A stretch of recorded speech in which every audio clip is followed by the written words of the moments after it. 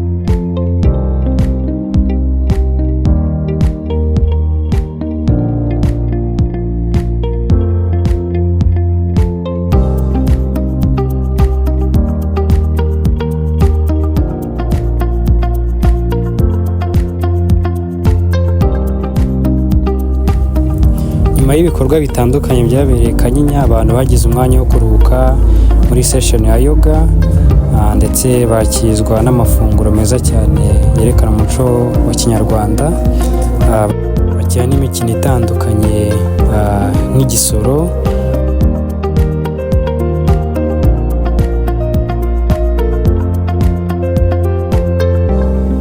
Urugendo rwacu rero rwakomereje i Gasabo ku gicumbi cy'amateka, aho abatourist bacu bize amateka y'igihugu cyatangiye, tifashijwemo n'umulocal guide utuye aho ngaho wahakuriye ahabaye, yadufashije gusobanukirwa amateka yimbitse y'i Gasabo.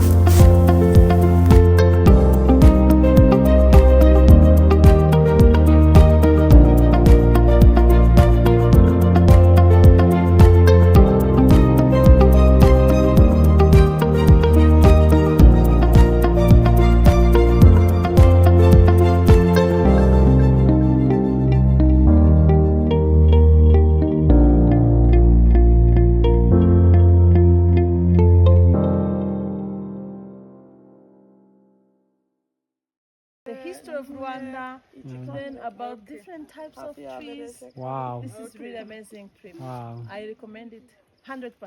This is the history of Rwanda. Okay. Rwanda rwa Gasabo. And the king Ngomijana. I learned a lot about the history and how Rwanda became this nice country as it is today. Yeah, that it was a long progress. Bye bye. Thank you, guys. See you.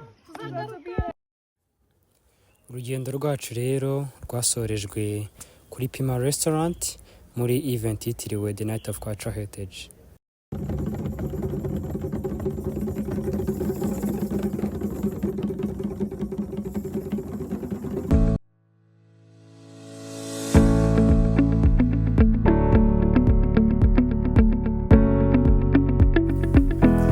Event yacu yatangijwe drumming, urabona ko abantu bishimye cyane, baracuranze ndetse bize n'injyana zitandukanye za gakondo.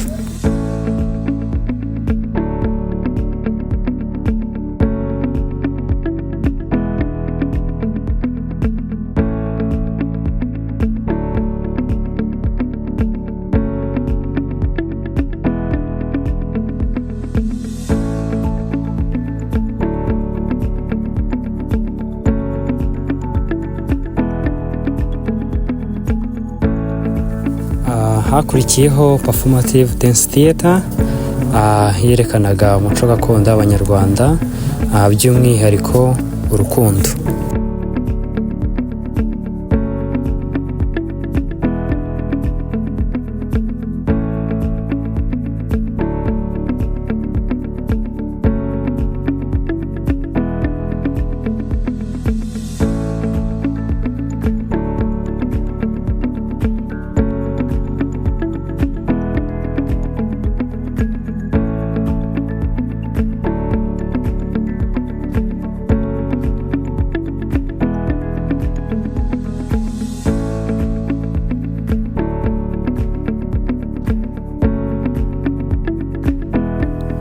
Ikindi event yacu yari iteganyijwe kumurika amafunguro atandukanye yerekana umuco w'igihugu cyacu w'u Rwanda, ushingiye kuri region cyangwa se ku bice bitandukanye by'igihugu nk'Iburengerazuba, Iburasirazuba, Amajyepfo ndetse n'Amajyaruguru.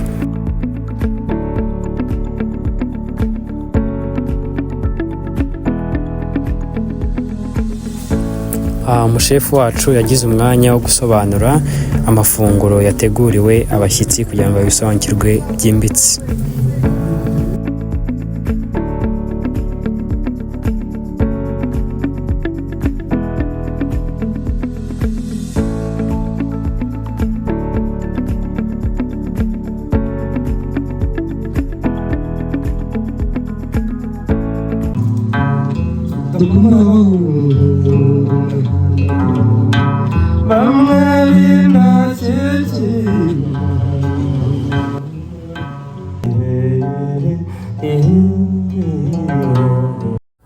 Igitaramo cyacu cyashojwe n'inanga yerekanaga ahanini umuco ndetse n'ubugeni bw'Abanyarwanda.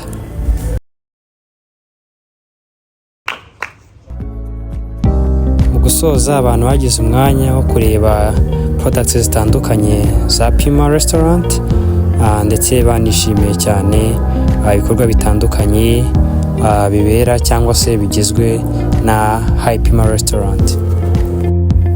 Turashimira abantu twabanye muri iyi tour, harimo muri Rwanda, harimo High Pima Restaurant, kandi turifuza kuzongera kubana namwe. Murakoze.